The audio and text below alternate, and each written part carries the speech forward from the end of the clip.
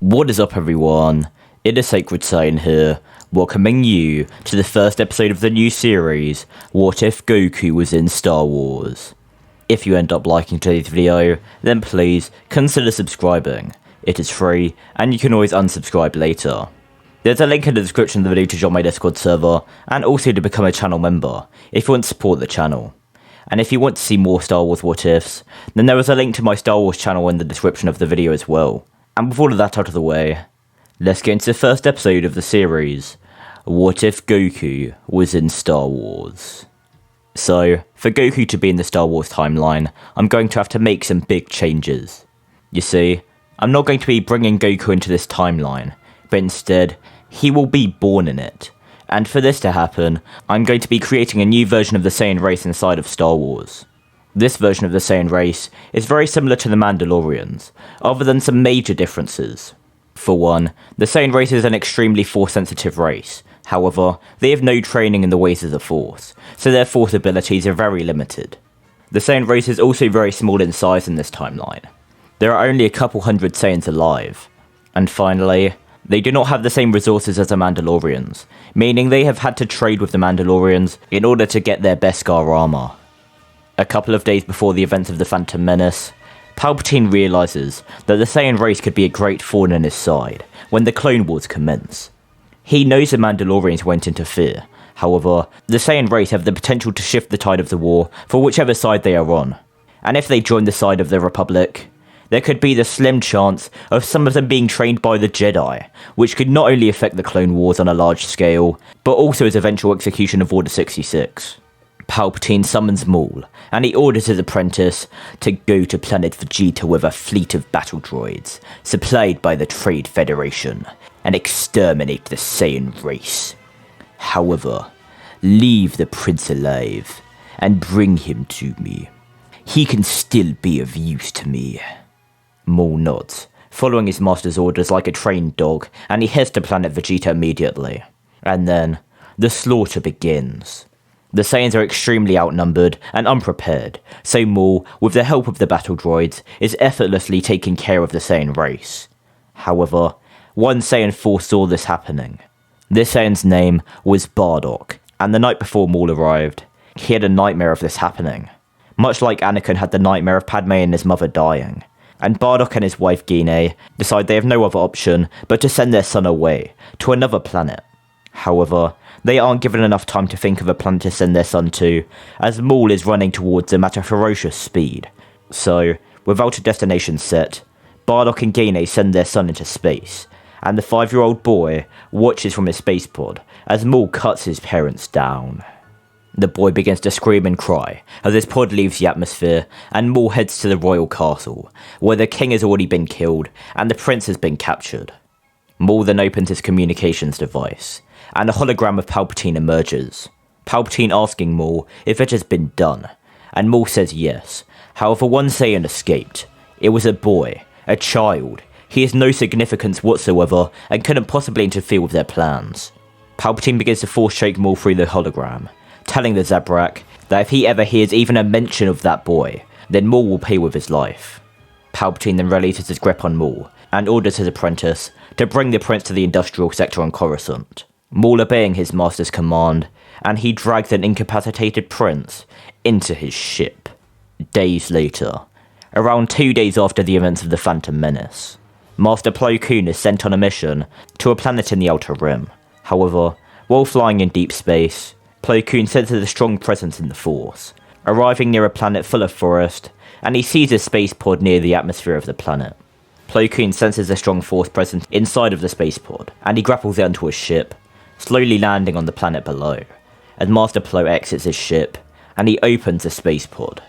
Seeing a small boy, and Plo Koon takes a moment to think, before grabbing the boy, and bringing him onto his ship, and then heading back towards Coruscant. His prior mission could wait. Master Plo brings the boy in front of the Jedi Council, in order for his Force sensitivity to be tested. The boy waking up, only after being in the presence of the Jedi Council. The Jedi Council learn that the boy's name is Kakarot, and how his entire race was killed by a black and red monster with a red coloured laser sword, like the ones the Jedi have on them. All the Jedi present realise the boy is referring to the Sith that was recently defeated by Obi-Wan. And after testing the boy's force sensitivity, they realise that his midichlorian count even nears Master Yoda's. Plo Koon requests that he trains the boy, as with proper guidance, he could be a great asset to the Jedi. However, the Jedi Council are not as convinced. The boy must have great anger for seeing his entire race wiped out, and anger could lead him to the dark side. Plo Koon would retort, saying that this is the very reason he must be trained, as if he doesn't learn how to control his emotions, then that would most certainly lead him to the dark side. Mace Windu would even try to say that the boy is too old, but Yoda stops him, saying that changed some rules might need to be. And after the Jedi Council hold a vote on the matter, it is decided that Goku will join the Jedi Order and will be the apprentice of Master Plo Koon.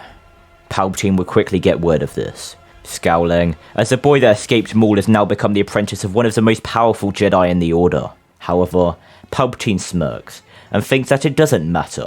Now Maul is dead, he will convert the misguided Jedi Dooku for the time being, until his younger and more powerful apprentice will eventually replace him. However, even they will just be a tool, as his main prize will still be the Jedi's so-called chosen one, Skywalker. The Prince does have a midichlorian count which does actually surpass Master Yoda's. However, even still, it doesn't match Anakin's, and Palpatine will not accept anything less than that. Goku begins his training under Master Plo Koon, and Plo is the exact kind of master someone with Kakarot's potential and circumstance needs. A father figure, who is both stern, however not too strict that Kakarot will resent him. Instead, he respects his master, looks up to him, and he hopes that one day he will be able to be his master's equal. However, Plo assures his apprentice that one day Kakarot will even surpass him.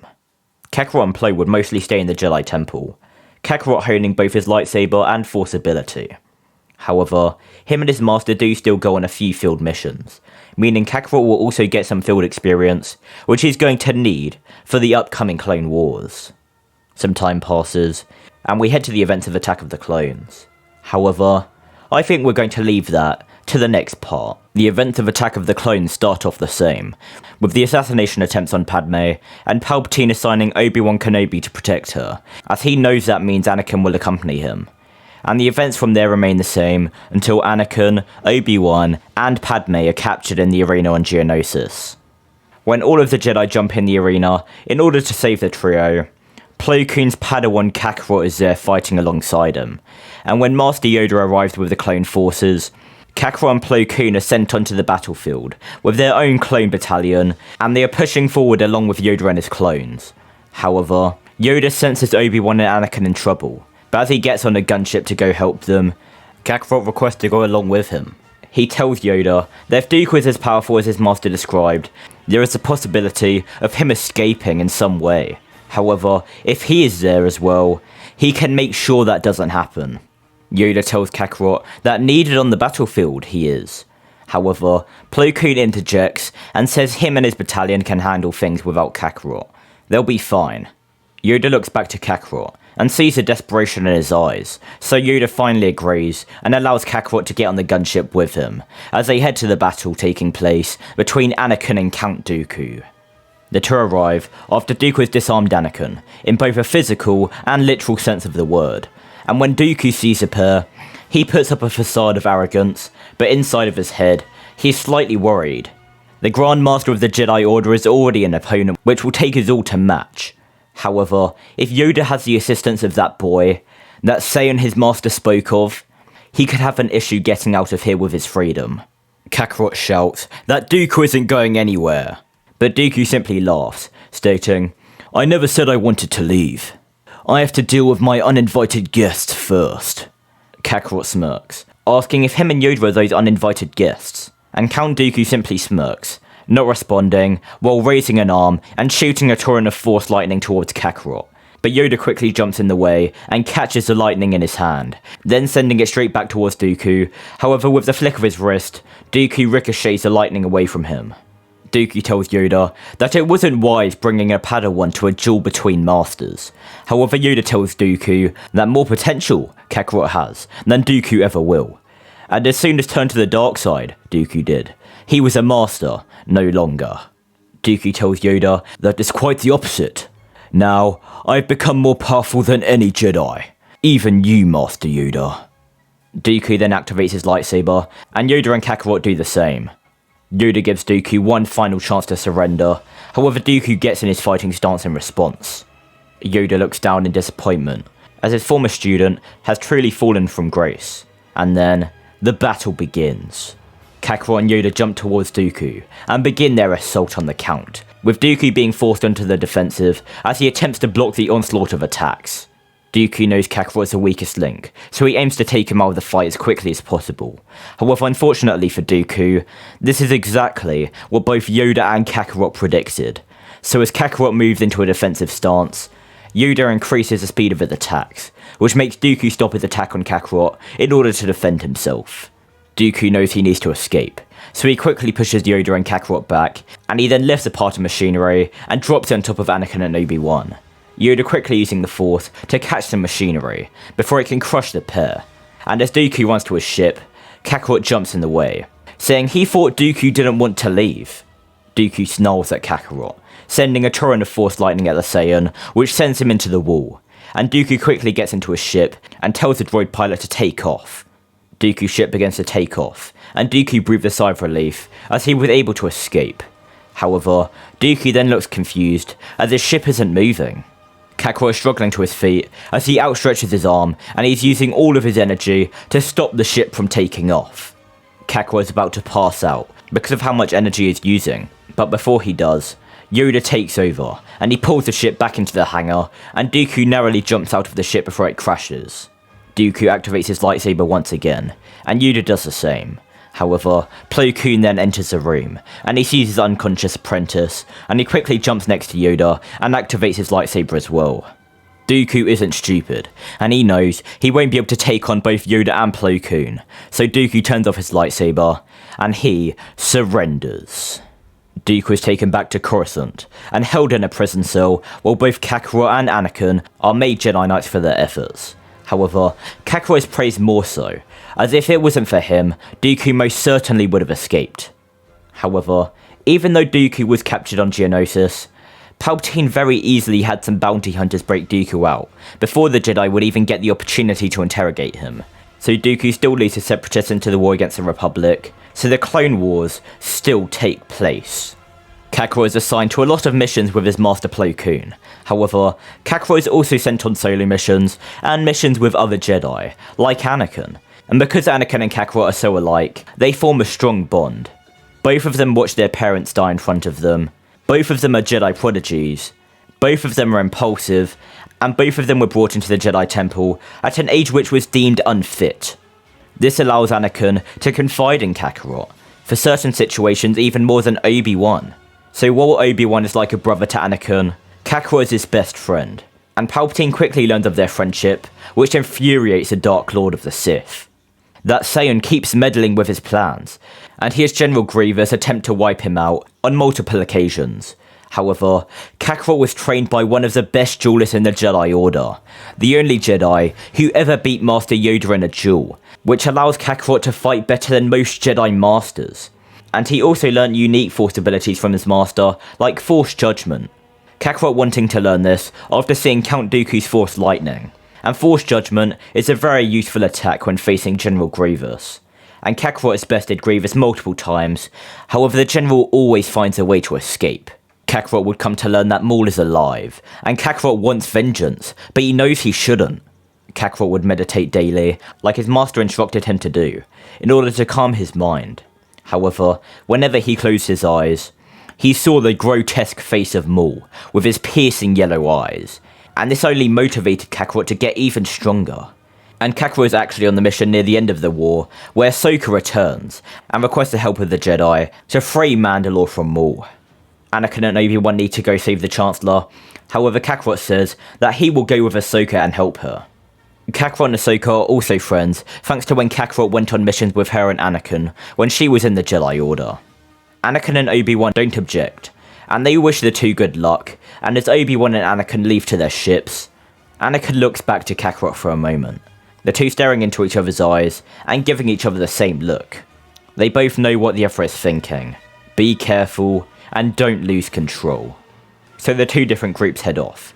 Anakin and Obi-Wan to Coruscant, and Kakarot and Ahsoka to Mandalore. However, they aren't the only people who are heading to Mandalore. Before the attack on Coruscant commenced, Palpatine foresaw Kakarot going to Mandalore to face Maul, so Palpatine sent his ultimate weapon to Mandalore as well, in order to deal with that nuisance. He never unleashed them in the Clone Wars, as to keep them completely off the Jedi's radar, and their true purpose was to always kill Kakarot, and then to be disposed of. Kakarot and Ahsoka arrive on Mandalore, and as they arrange their special division of the 501st and 104th Battalions, we are going to end off this part. Kakarot and Ahsoka are on Mandalore in order to capture Maul and free Mandalore. However, when Kakarot and Ahsoka are about to enter the sewers in pursuit of one of Maul's men, Kakarot senses a dark and powerful presence nearby, but it isn't Maul. Kakarot tells Ahsoka to go in without him. He fears there is a far greater threat than Maul on Mandalore, and Ahsoka nods, running into the sewers as Kakarot jumps up and he begins to look around. Kakarot then sees a man in a black cloak running away, and Kakarot begins to chase the figure. However, once he turns the corner, the man is gone. We now head to moments before Kakarot and Ahsoka are about to head to the Mandalore Palace to take on Maul. Kakarot senses that presence from earlier once again, however it is more clear this time. Kakarot tells Ahsoka they trust Ahsoka to deal with Maul, avenge his race for him. Kakarot then runs off, and Ahsoka then runs to the palace, and we head back to Goku, who's running in the direction where he senses the dark presence, and he sees the figure. However, this time, they don't run. Kakarot activates his lightsaber, telling the figure to remove his hood, and they do so, then activating a double-sided red lightsaber. Kakarot would ask the man who they are, and he introduces himself as Prince Vegeta, the Prince of all Saiyans. Kakarot looks shocked, realizing he wasn't the only one to survive. However, before Kakarot can say another word, Vegeta rushes towards Kakarot and slashes at the Jedi, Kakarot quickly blocking the attack, and their duel commences. The two seem almost evenly matched, Vegeta having a slight edge. Palpatine only trained Vegeta enough to surpass Kakarot, however, never surpass himself, as he still wants to dispose of him when Anakin is ready. While the two are locked in an intense lightsaber duel, Kakarot will begin to question Vegeta, asking how he is alive, and why he is here. Vegeta explains how Maul killed his father in front of him, and brought him to his new master, where he has trained until now, and his master wanted him to deal with Kakarot, as he could interfere with their grand plan. Kakarot laughs, asking if Vegeta is sure that he is actually a part of that grand plan. However, Vegeta is certain that his master would never betray him. Kakarot tells Vegeta to wake up. His master was the one who ordered the entire race to be executed, and Vegeta served him like a loyal pet monkey. Vegeta then shouts that he doesn't care about their race, and if they didn't survive, then they are weak, even his father. Goku gets enraged, using his anger to begin to overpower Vegeta, as he shouts that their race wasn't weak, his family wasn't weak. His parents sacrifice themselves so that he can live, and he won't let their death be in vain. Vegeta is being overwhelmed, as Kakarot's anger is making him stronger. Kakarot does a quick succession of strikes, which allows Kakarot to cut Vegeta's lightsaber in half, breaking it, and Kakarot then uses the wave of Force Judgment on Vegeta, which makes Vegeta screech in pain on the ground. Kakarot calms down, then deactivating his lightsaber, and Kakarot tells Vegeta to leave, and if he ever sees Vegeta again, he won't spare him again. Vegeta is furious, but he knows he was beat, so reluctantly, he walks over to his ship, and just before he gets inside, he tells Kakarot that Palpatine is his master. Vegeta then takes off, and Kakarot is extremely panicked as he uses force speed to run to his ship, and he instantly takes off to Coruscant. Ahsoka just finished defeating Maul, and she watches as Kakarot's ship enters the atmosphere. Kakarot arrives on Coruscant, and he runs to the Jedi Temple, but Kakarot is confused as he sees Obi-Wan and Master Yoda cutting down clone troopers. Kakarot jumps out, asking the two masters what happened, and the two explain to Kakarot that the clones have betrayed the Jedi, and Kakarot damns the world as he was too late. Obi-Wan and Yoda look confused, but Kakarot explains he discovered Palpatine was a Sith Lord, and he must have done something with the clones in order to make them turn on the Jedi, and Palpatine's involvement is only confirmed after they see the hologram recording of Anakin becoming Palpatine's apprentice. Both Kakarot and Obi-Wan are distraught, and as the three devise a plan on who should battle who, Obi-Wan says that he can't fight Anakin, but Kakarot steps up, wiping tears from his eyes and saying he can take on Anakin, while Yoda and Obi-Wan take on Palpatine. Yoda and Obi-Wan agree to this, so Kakarot heads to Padme's apartment, while Obi-Wan and Yoda head to Palpatine's office. Kakarot has the same conversation with Padme that Obi-Wan does in canon, and like Obi-Wan, Kakarot sneaks onto Padme's ship in order to be brought to Anakin. Anakin and Padme have the same conversation as normal. However, this time, instead of Anakin seeing Obi-Wan step out of the ship, he sees Kakarot. Anakin is enraged, believing Kakarot turned Padme against him, and Anakin begins to force choke Padme. However, Kakarot quickly hits Anakin with a weak wave of force judgment in order for Anakin to let her go. Padme holds her throat, however this time doesn't faint, and Kakarot tells Padme to get on the ship and stay there. Padme telling Kakarot to please not kill Anakin, but Kakarot says that isn't his intention. Anakin activates his lightsaber, shouting that the Jedi turned against him, but he didn't think Kakarot would as well. Kakarot also activates his lightsaber, and he says that the Jedi didn't turn against Anakin, and neither did he. He is here to help Anakin, and bring him back to the light. Anakin looks away, a tear rolling down his face, as he thinks of the younglings he slaughtered, and he tells his friend that it is too late for him. Kakarot says that isn't true, it is never too late, but Anakin has already made up his mind, and he rushes towards Kakarot, and the intense duel commences. Kakarot was always stronger than Anakin, due to him having a stronger master. However, Anakin's dark side boost does help to close that gap, so right now, their fight is incredibly even. This also being because Kakarot doesn't want to kill Anakin, he just wants to know why Anakin turned to the dark side. Anakin told Kakarot about his relationship with Padme some time ago, and Kakarot assumed it has something to do with Padme, and he shouts for Anakin to tell him what it is. Anakin shouts through tears that Padme is going to die, and then Kakarot jumps back, and there's a short break in the battle. Kakarot looks worried, asking Anakin what he means. Anakin tells Kakarot that he had a vision of Padme dying during childbirth, like how he had a vision of his mother dying, and like how Kakarot told him his father had a vision of Maul attacking his race. Kakarot, realizing Anakin is beginning to calm down, tries to sway Anakin back to the light, and he asks Anakin if he is certain that him turning to the dark side isn't what causes Padme's death. Anakin looks to the lava river near them, the lava burning like Anakin's passion, and Anakin begins to think about it. Was he deceived? Did Palpatine lie to him? Kakarot shouts that Palpatine is evil, and the Sith are known for their deceit. Hell, Palpatine has been lying to Anakin's face this entire time, and who does Anakin think ordered the assassination attempts on Padme? Anakin then looks up to Kakarot, realizing that he is right, but Anakin doesn't know what he is supposed to do anymore. Kakarot tells Anakin that he knows what he has to do. It's about time he fulfills his destiny. Anakin's eyes widen, and then Anakin tells Kakarot to keep Padme safe, as he then sprints to his ship, then heading off to Coruscant. Kakarot walks back inside Padme's ship, and Padme asks where Anakin is, and if he is okay. Kakarot says Anakin is fine, and he is heading to Coruscant right now. Padme then begins to pilot the ship to Coruscant as well, and we head to Anakin, who just arrived outside of the Senate building. Anakin enters the building, and he sees as Palpatine is fighting against Yoda, and he sees Obi-Wan in pain on the ground. Anakin is furious, then jumping from Senate pod to Senate pod, and since Palpatine is too transfixed on Yoda, he doesn't even realise Anakin is there.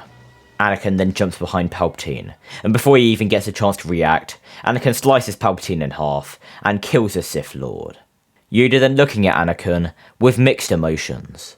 He is disappointed in Anakin for falling for the temptations of the dark side, but he is also thankful that Anakin turned back to the light and killed Palpatine. Anakin then runs off to the Coruscant Medical Center, where Anakin is there and Padme survives through childbirth. Yoda, Obi-Wan, Kakarot, and Anakin slowly rebuild the Jedi Order, with Luke and Leia being the star pupils for the new Jedi Order. Until one day, a villain who is spared comes back to haunt the new Jedi Order. But that is where we're going to end off this short series. Hopefully you guys enjoyed this video, and if you did, then make sure to like, comment, and please do subscribe. It is quick and easy to do. With all of that out of the way, make sure to comment down below any series ideas, and I hope to see you all in the next video.